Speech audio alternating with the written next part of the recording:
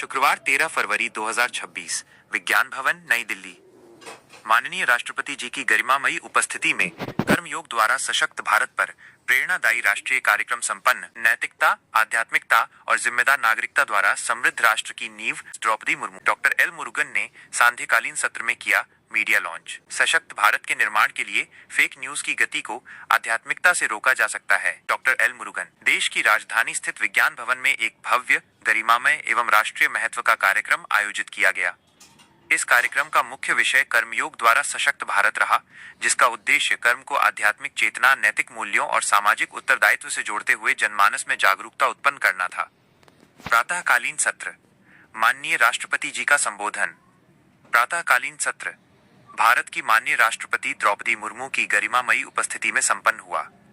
कर्मयोग की महत्ता पर प्रकाश डालते हुए राष्ट्रपति जी ने कहा कि जब कर्म आत्मिक चेतना, निष्ठा और निष्काम भाव से किया जाता है, तभी वह राष्ट्र, समाज और मानवता के कल्याण का माध्यम बनता है।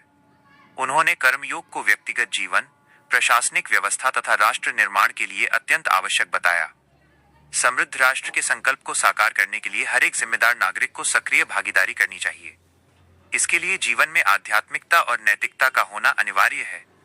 अनैतिक आचरण से नैतिक मूल्यों का ह्रास होता है, जबकि निस्वार्थ सेवा का भाव एक शांतिपूर्ण और न्यायपूर्ण समाज का निर्माण करता है। प्रमुख वक्ता आरिफ मोहम्मद खान, राज्यपाल।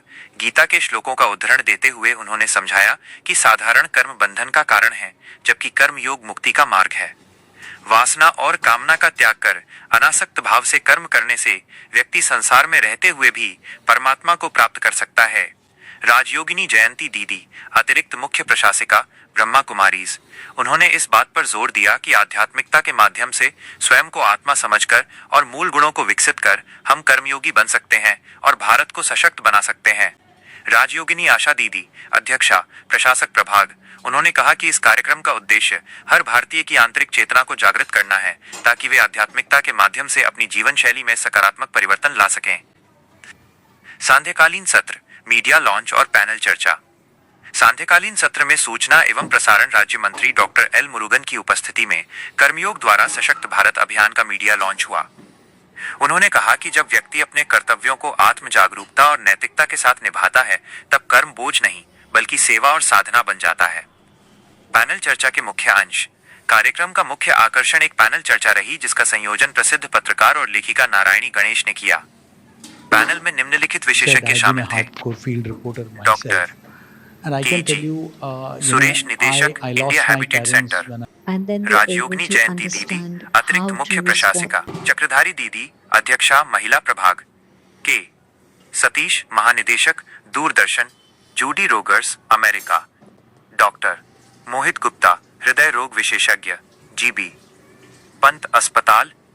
प्रियदर्शनी राहुल, संसद रत्न पुरस्कार से सम्मानित। उपस्थित गणमान्य अतिथि।